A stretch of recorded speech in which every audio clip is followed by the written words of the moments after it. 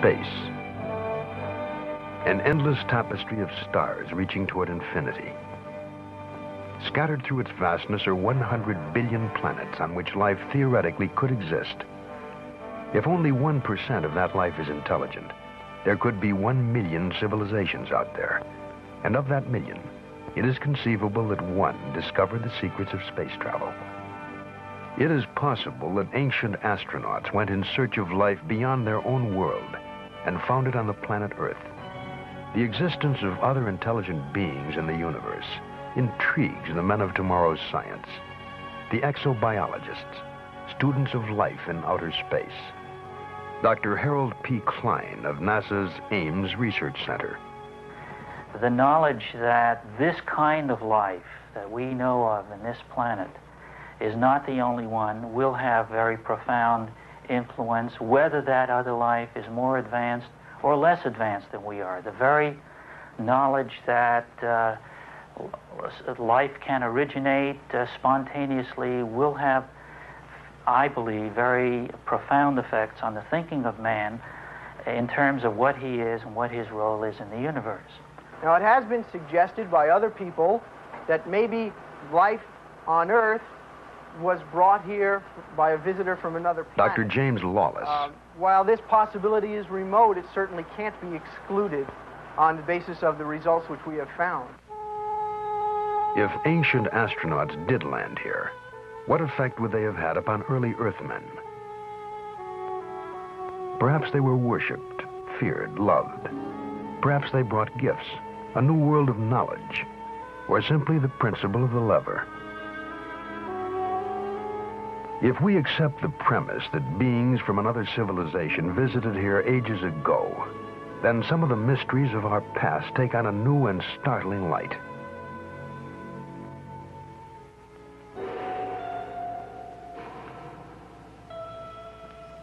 The Baghdad Museum in Iraq has on display a clay vase dating back before the birth of Christ. The vase is also a 2,000-year-old battery.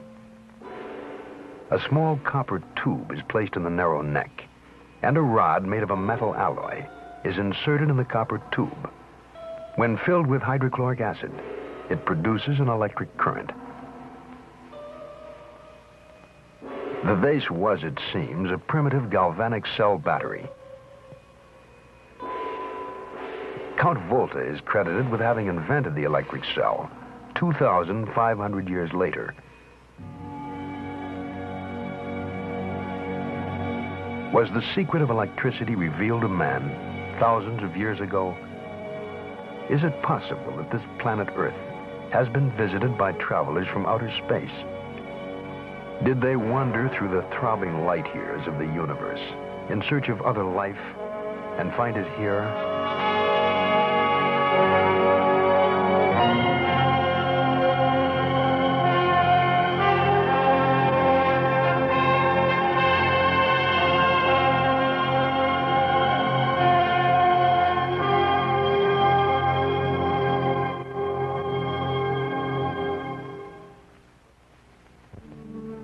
Places on this planet where life exists almost unchanged since antiquity. Less than 3 decades ago, machines descended from the skies to land on a remote region in the South Pacific. The primitive inhabitants were puzzled and frightened by the invasion. The visitors were light-skinned creatures who didn't hunt or fish, yet never lacked food. They came from heaven. They had to be gods. They were, in fact, American servicemen, sent to construct airfields and military installations during the Second World War. When the war was over, they went home, back into the skies. The natives began making straw and bamboo fetishes resembling airplanes. To this day, they scan the heavens day and night, watching and waiting for the return.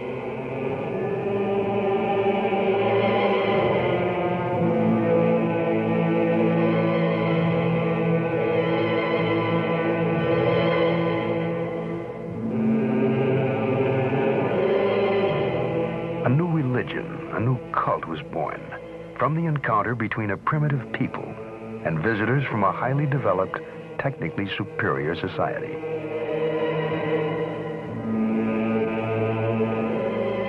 All men were at one time primitive. It is possible to imagine that our own forebears may well have reacted in the same way to visitors from outer space.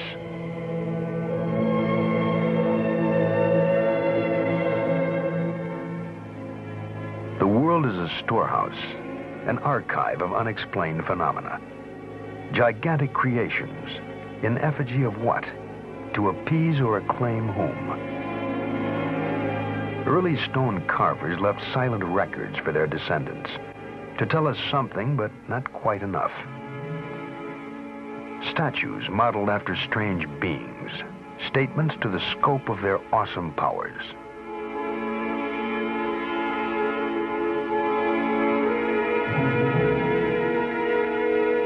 Folk legend surrounds their origin. Strange stories of gods who appeared riding across the skies in flaming chariots of light. Whole civilizations were structured around these gods. Civilizations which at one time flourished and then mysteriously disappeared. Only stone relics survive to give mute testimony to their time. Their true history has been the cause of much scientific inquiry and romantic speculation.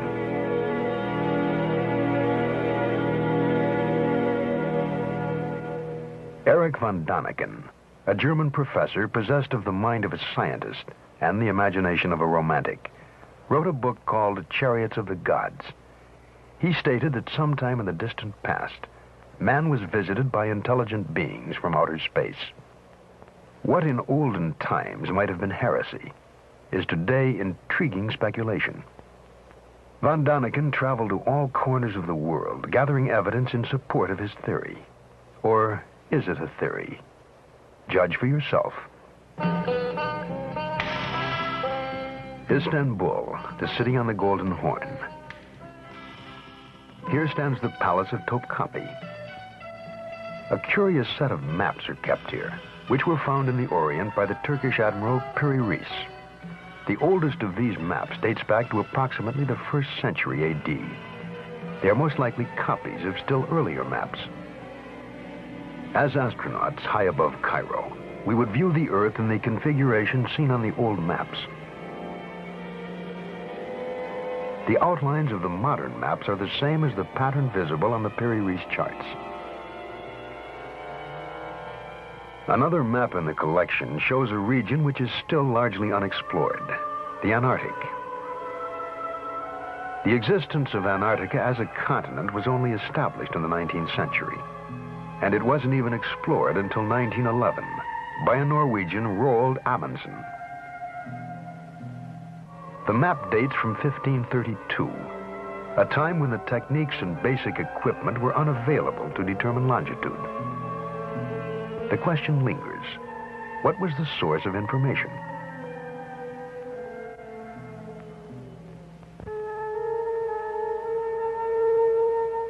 The world's first great cities might have been constructed, according to von Däniken, under the supervision of the same being who offered instruction for making the maps of Piri Reis. Teotihuacan lies on a broad, flat plain curtained by mountains in central Mexico. It was once the center of the highly advanced Aztec Empire. When the Spaniards arrived in the early 16th century, they found an established society of artisans and intellectuals. The name Teotihuacan means where the gods reside. And the city of the gods is dominated by the Pyramid of the Sun. It is 216 feet high and forms a small mountain weighing 2.5 million tons. The Aztecs worshipped the sun as the source of all life. They offered human sacrifices to the sun god atop stone pyramids marked with hieroglyphics, vague symbols relating the history of an ancient people. Archaeology seeks answers to questions about man's past by digging through what he has left behind. Here they uncovered a chain of riddles which stretches across the expanse of modern Mexico. A mile to the south, is the temple of Quetzalcoatl. Legend tells us that he was a light-skinned, bearded man who came from the stars. Supposedly, he taught men law, the arts, and the cultivation of corn. The head of a great feathered serpent represents the god Quetzalcoatl. When Quetzalcoatl finished his mission on Earth, he departed to his native star, promising to come back someday. It is a pervasive part of mythology that gods fly to the stars with a pledge to return. The strain runs through all folklore.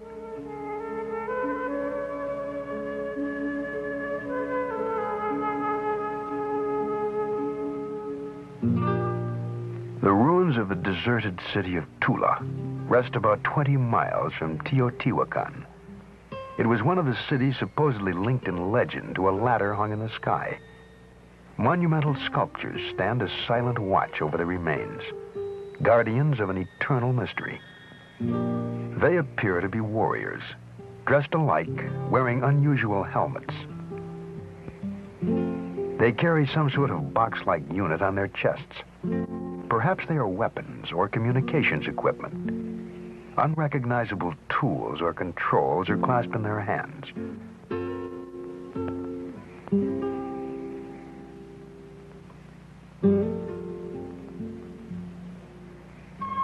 The nearby sacred well of Cenote forms a perfectly round crater in the rock. It is unlikely that it could have been formed naturally or by human excavation. It does, however, resemble a crater made by the exhaust gases of a very powerful rocket engine. To the east of Cenote is the ancient Mayan city of Chichen Itza. About 600 A.D., the entire Mayan population fled northward. There is no trace of war, plague, or famine to account for the move. Outstanding astronomers, Mayans calendared the year by constructing a central pyramid with 365 steps. They also developed a formula to predict eclipses without ever knowing about the revolution of the Earth, Moon, and Sun. There is no way of telling how they discovered these secrets, but von Daniken believes that some ancient astronaut may have told them of the solar system in which they lived. A stone relief portrays a god in a helmet with projections resembling antennae. The Mayans name their patron Kukulkan. In every 6,000 years, the Mayan calendar is off by only one day. Such was the gift of Kukulkan.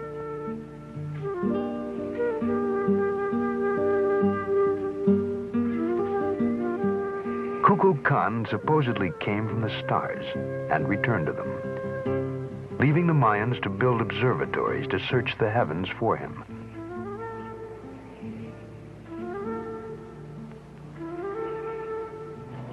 Perhaps with our modern observatories and telescopes, we are still searching for Kukulkan and Quetzalcoatl, who deserted to ancient skies. Modern science examines the heavens in search of information. Data, according to Dr. Werner von Braun, that gives us perspective on our own brief existence in the firmament. I think it is important to remember that distant stars are not only far away from us in terms of miles, but life on other planets can also be very far away from us in terms of time. The Earth is believed to be approximately 5 billion years old, and if you condense mentally these 5 billion years into 1 year, then the presence of men on this Earth would be about 1 minute out of that 1 year, and the period since man understood radio and was capable of effectively communicating with heavenly bodies outside of the Earth would only be approximately 1 second out of that year. So if you want to communicate with another heavenly body and intelligent life thereon, you have to reach that other heavenly body also at a time when these people have invented the radio and know how to operate it and have their receivers going, so to speak. But we had no receivers going, even a mere 50 years ago. We were too busy with the steam engine and the biplane. Dr. Harold Klein. It is highly possible that advanced civilizations have in the past, or may in the present, try or have tried to contact us, to survey us, to watch us. We cannot rule that out. We have no indications of that.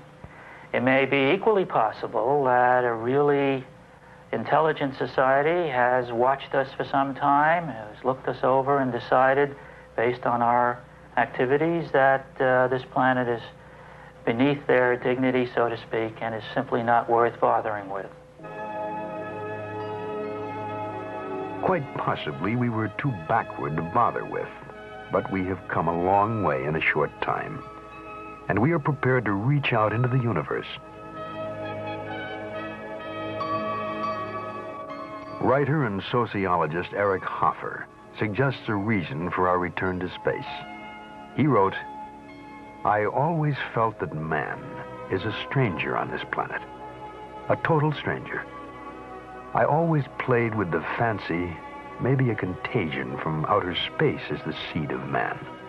Hence our prior occupation with heaven, with the sky, with the stars, the gods, somewhere out there in outer space.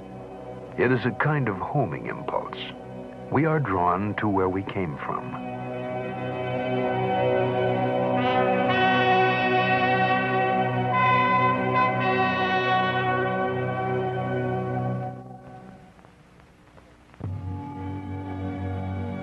In the 7th decade of the 20th century, the landscape of the moon became familiar. Man went to the moon on his first mission in search of life. With him, he had to take his own life support system. He was encased in a portable environment, susceptible to deadly radiation. If space travelers from another planet were to visit Earth, they too might find the environment hostile, if not deadly. They too would have to travel as self-contained units. But whatever their basic forms, in appearance they may have resembled modern astronauts. On a rocky ledge in the Sahara Desert is a drawing estimated to have been painted there over 15,000 years ago. If not an astronaut, then what is this floating apparition?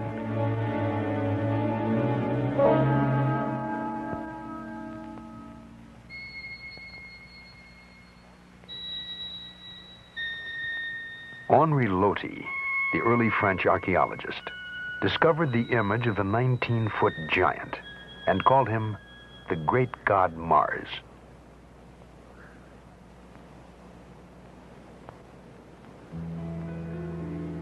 Across the Mediterranean, at Valcominica, near Brescia, Italy, rock paintings have tried to tell their story since before recorded time. They are portrayals of strange beings in bulky overalls. Their helmets seem to carry antennae. In their hands are clasped some manner of tool or weapon.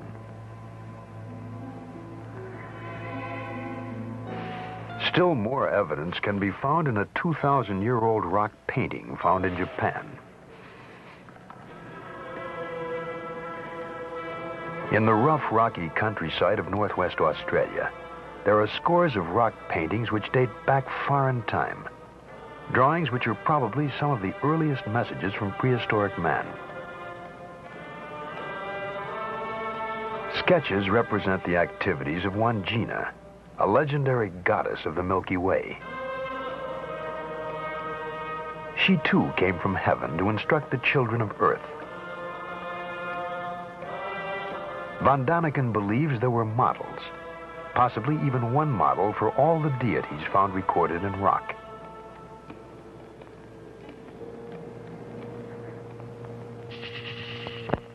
The mysteries of the past manifest themselves on all continents. Within the depths of a temple in the ancient Mayan city of Palenque in Central America, Von Daniken came upon a stone relief of what is apparently a man seated in a capsule, watching something intently.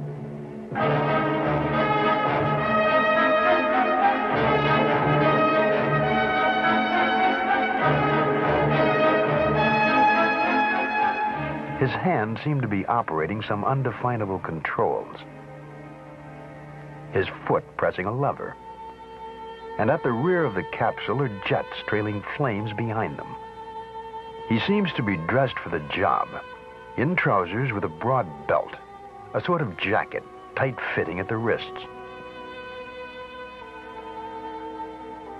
The chair is well upholstered to absorb the shock of acceleration.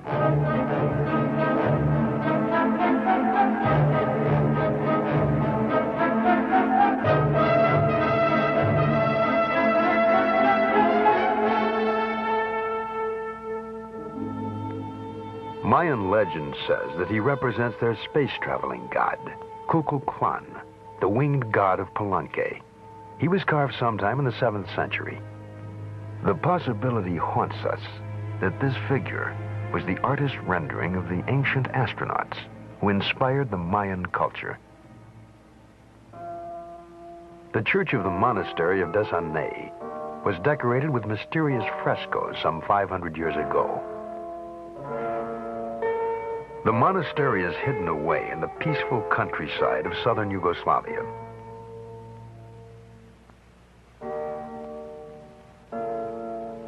High above the chapel, almost out of sight, the fresco silently challenges our minds with its startling story. It depicts what may have been the first air battle to be witnessed by man, almost 500 years before the known discovery of flight.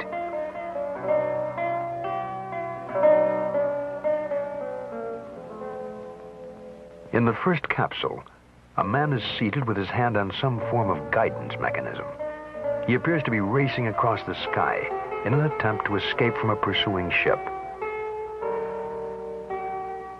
We can easily imagine jets at the rear of these aerodynamic forms.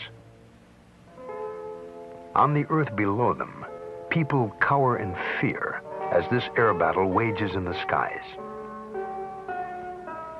If not an astronaut, then what reality might have inspired the frescoes of Desanay?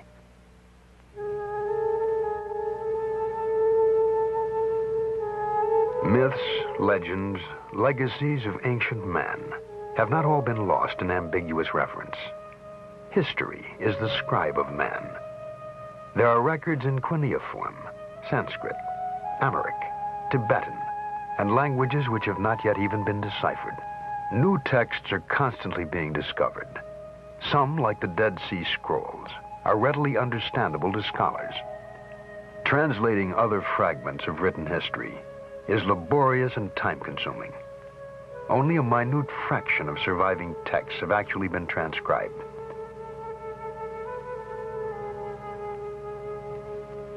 Accounts of godlike visitors abound. For example, in the books of the Tibetan Kanchur. The Kanchur consists of over 1,000 volumes containing the holy texts of Lamaism. Their secret code is the most complex ever devised. To date, only 1/100th of the Kanchur has been deciphered. The resulting translations are full of references to gods appearing in the sky, of the luminous pearls and transparent spheres in which they lived. Once the books have been further deciphered, they may well yield much more information about mysterious space visitors.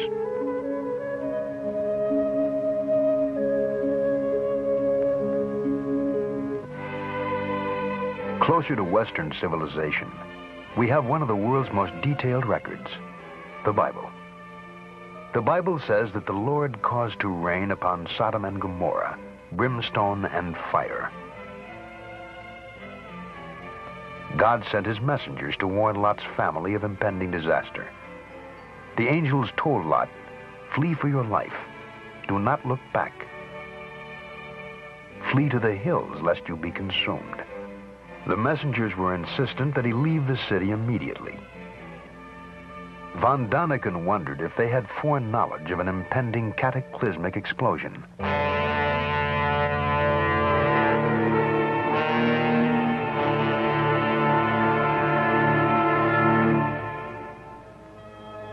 appears certain that Sodom and Gomorrah were leveled, laid waste at a single stroke. All traces of the communities have disappeared. So complete was the destruction. The report of the catastrophe ends. Then he looked down and beheld, and lo, the land went up like the smoke of a furnace.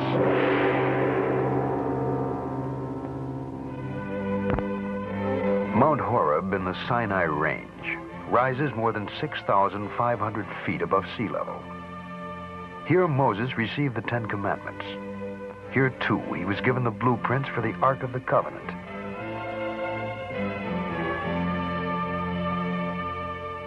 In chapter 25 of the second book of Moses, directions are given for the construction of the Holy Tabernacle. And they shall make an ark of acacia wood, and you shall overlay it with pure gold within and without shall you overlay it. And you shall make upon it a molding of gold round about.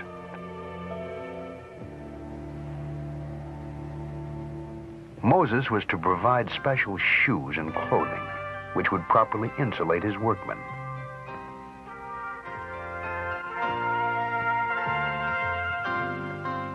Moses was warned that no one should come near the structure. It represented a mortal danger. And though Moses would hear a voice from the covering plate, no figure could be seen. If we were to build a replica of the ark today, according to Moses' instructions, we would have a condenser charged with several hundred volts. Could the gold sheath have been a form of loudspeaker, a two-way radio, reproducing a voice from afar? It is part of the Von Daniken theory, a romantic's explanation of biblical text based on imagination and wonder.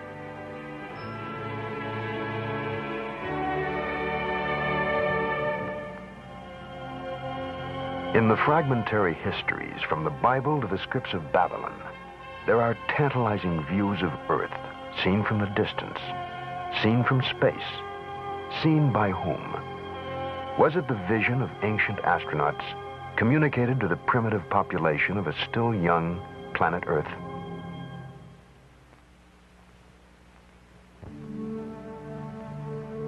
If we were to land on a strange planet, we would probably avoid its magnetically disruptive poles. If travelers from outer space were to land here, a likely location, almost on the equator, would be Egypt.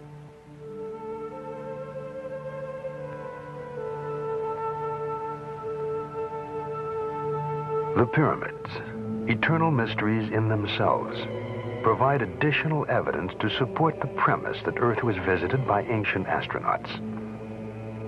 The Great Pyramid rises to a height of 477 feet. 2,300,000 stone blocks, each a crushing 2.5 tons, each perfectly fitting, climbed toward the sky. The stones were transported from the Macadam Mountains on the far side of the Nile. 20,000 workmen, hauling 10 blocks a day, would need 640 years, more than 30 generations, to build one pyramid. To some, the massive structures were not designed as tombs for the pharaohs, but are in reality vast astronomical calculators. Passageways, for example, from the interior, point directly at the North Star, the way back to the heavens. If we multiply the height of the pyramid by 1 billion, it equals almost exactly the distance from the Earth to the Sun. At the end of the 16th century, the Dutch mathematician Ludolf arrived at the figure pi, by which one can determine the circumference of a circle. If we divide the perimeter of the base of the pyramid by twice the height, we get exactly the figure pi, which Ludolf only found 4,000 years later. All the evidence leads Von Daniken to conclude that the pyramid is linked to the arrival of visitors from outer space, and that they may have used it as a marking place, a map reference for navigation.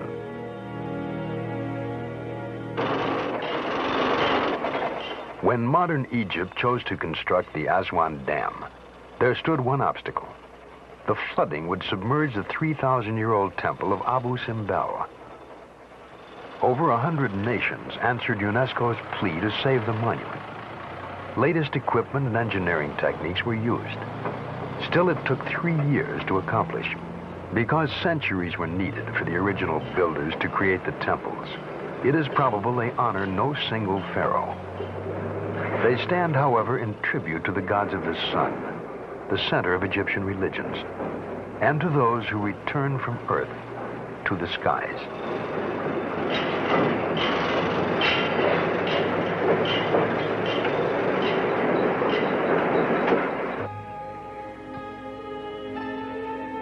The Salisbury Plain lies along the Wales border. A large mound rises ominously from the level expanse. The legend surrounding it suggests that it was a place of burial, not unlike the pyramids of Egypt. Close by stands Stonehenge, rock formations strewn about like so many toy blocks. It is believed to have been built 2,000 years ago.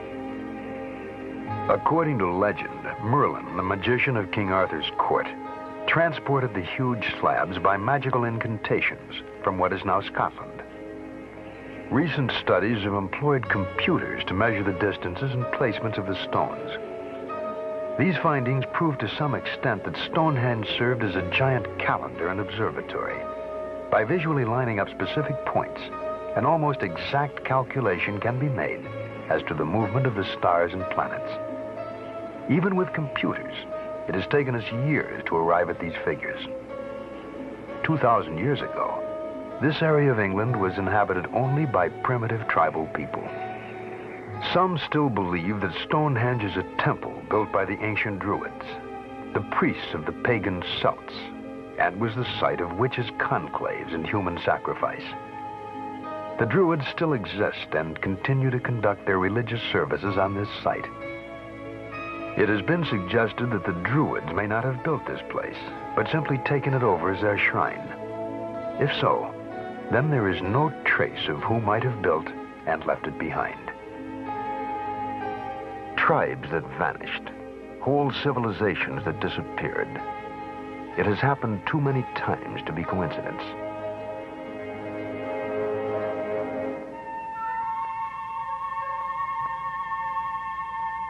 Guarding the headwaters of the Amazon River are the ruins of Machu Picchu, an outpost of Peruvian Inca society.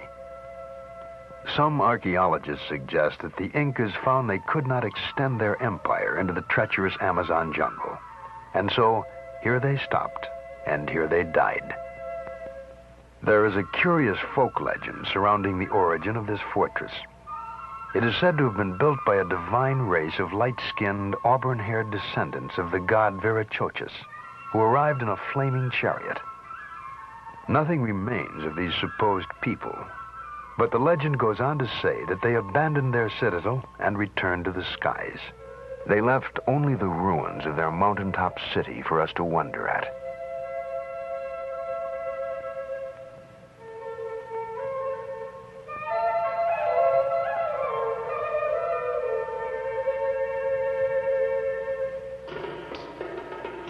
The construction of defensive citadels was common to many tribal communities. On the African continent and the bushlands of southern Rhodesia are the ruins of Zimbabwe, meaning the heart of the lion. It is constructed of brick-shaped granite rocks, all exactly alike as if produced in a factory. 20,000 tons of identical building stones. They were laid to a height of over 30 feet to form walls which have stood for thousands of years. What masons trimmed and piled these stones with such astonishing perfection? Were they the ancestors of bushmen whose straw huts surround the ruins, or members of a visiting group of master builders? The mystery carried Van Daniken back to the Valley of the Kings in Egypt near Luxor. The valley was another royal burial ground of the pharaohs, the god kings. Not pyramids of stone, but a small mountain range converted to the use of the dead. The entrances were hidden, little more than windows into the rock, with steep stairs and winding passageways leading to the tomb of the 9-year-old pharaoh god Tutankhamun. The crypt is hollowed directly out of stone, and incredibly intricate murals decorate the walls and ceilings. Archaeologists have carefully studied the markings and meanings, but Van Daniken points out one interesting fact. They could not have been painted by firelight. The ceilings show no trace of soot, and so no torches or oil lamps were used. What then was the light source? Markings found in this and other tombs are portraits of the god Osiris. Osiris played an important role in Egyptian religious belief. After giving knowledge to the world, he left the earth and exists in the heavens. Each dead pharaoh, the kings of earth, joined the spirit of Osiris in the heavens. Their mummified remains were prepared for the journey.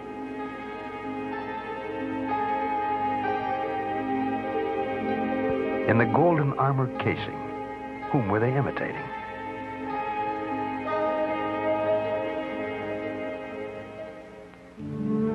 Outside the cave crypt stand the remains of the ancient mortuary, the temple of Amenhotep III. Here the Egyptian priests preserve the remains of their rulers. We will never know the origins of the science of mummification. Perhaps it was an imitation of a physical conservation method used by extraterrestrial visitors. The secrets died along with the mortuary during the great earthquake in the year 27 BC.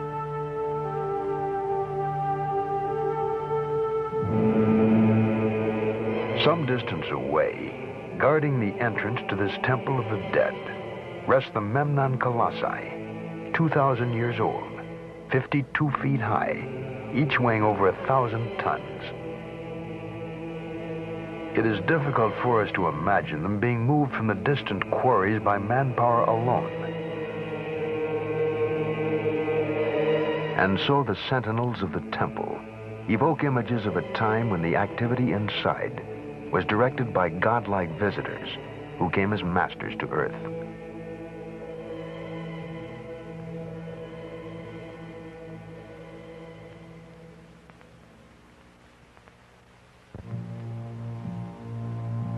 The Sphinx, symbol of the riddle, the eternal enigma. The head of a man, the body of a lion. This fierce stone creature faces the rising sun, the flaming chariot of the Egyptian gods. It is meant to protect the sunship when it lands to carry the pharaohs back to the heavens. Secrets in stone abound throughout the world.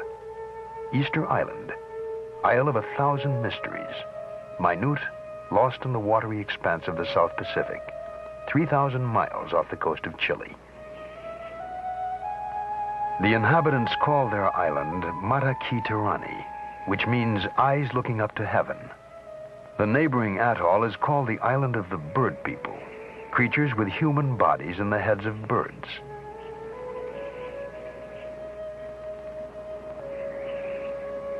Van Daniken suggests that these bird heads could also be helmets equipped with a type of mask. The island's ancient legends tell of flying people who arrived amidst fire and thundering noise. The landscape is dominated by volcanic cratered lakes. Today, about 2,000 people live here. There were never more than 4,000 natives at any time. Of the total population, 70% were women, children, or the elderly. The majority of able-bodied men was needed for the production of food. Thus, the number of workmen was so small that it would have been impossible for them to create the more than 600 gigantic stone figures found everywhere on the island.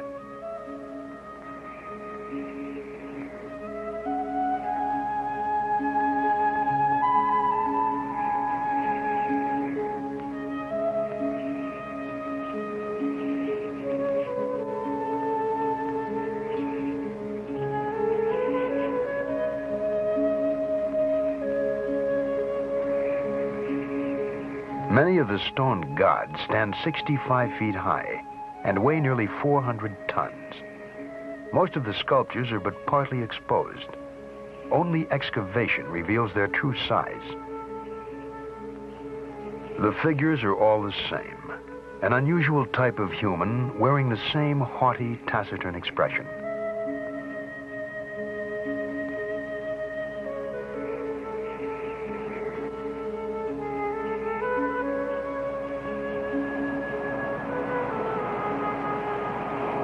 One statue, unearthed by explorer Thor Heyerdahl, suggests man's role. Unlike the others, it has a rounded head and is kneeling.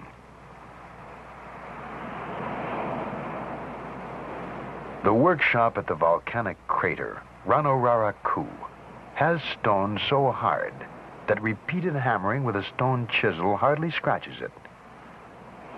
The colossi carved here were removed to distances as much as 12 miles from this location. There was no army of slaves for labor, no wood for rollers, nor the slightest traces to suggest that the sculptures were dragged across the island. And so they lie here, mute, eyes looking up to heaven.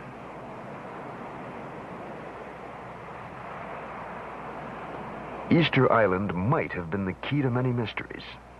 When it was first discovered, a group of wooden tablets covered with hieroglyphics were found.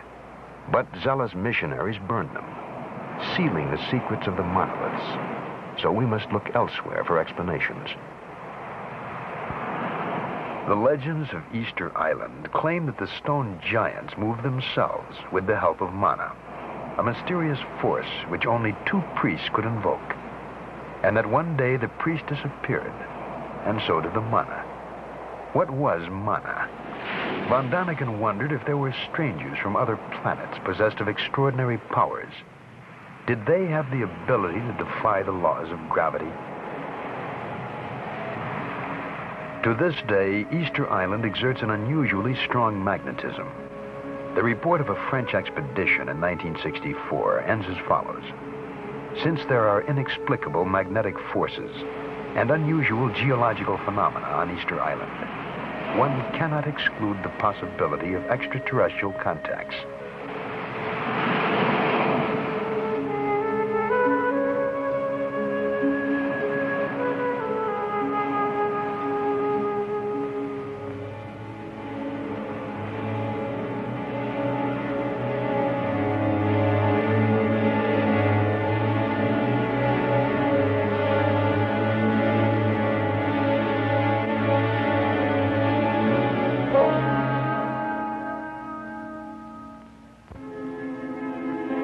Almost on a direct line from Easter Island is the Bay of Pisco, along the coast of southern Peru.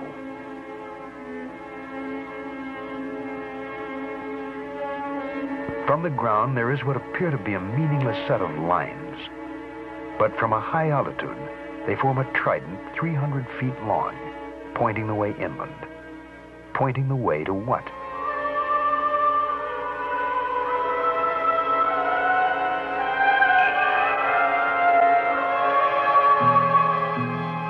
Across the scorched and rocky terrain are spread the remains of deserted ancient cities. An entire civilization, now vanished, once flourished around the mysterious plain of Nazca. Lines running toward us, away. Lines which mean nothing from the ground. Long furrows cut into the iron-rich parched soil, cut there at least 2,000 years ago.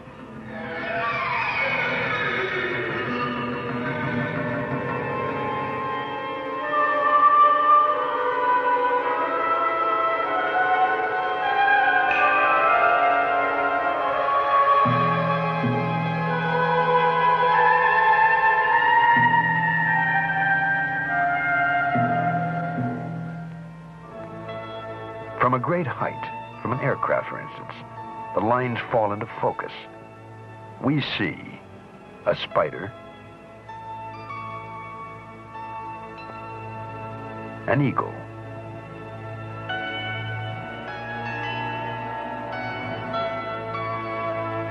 a peacock, and a hummingbird. none of which can be recognized from the ground. And there is no observation point, no mountain nearby overlooking the plain. The giant drawings must have been directed by someone hovering high above.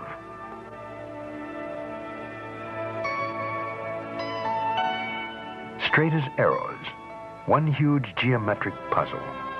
Some lines parallel, some intersecting, starting nowhere and ending nowhere.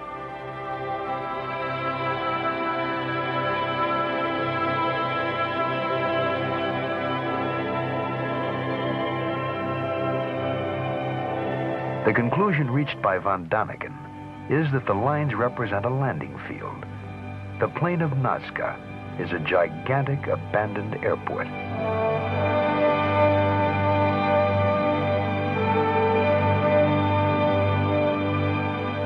Landing strips, roads, and flattened beds that resemble rocket launch ramps were cut into the plateau.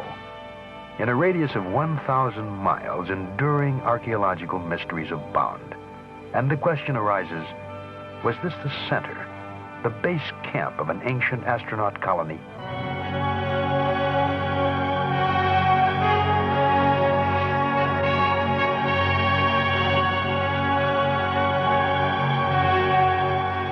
Around the world, we have seen carvings in Japan, Egypt, Australia, Yugoslavia, and all bear a striking resemblance to the carvings at Nazca.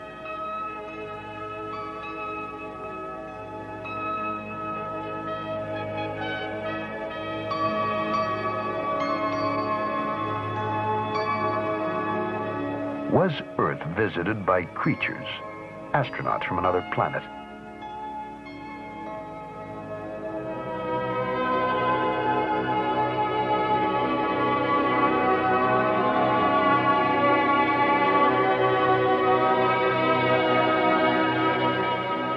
We have only fragments, but look up into the sky some clear starlit night and allow yourself the freedom to wonder.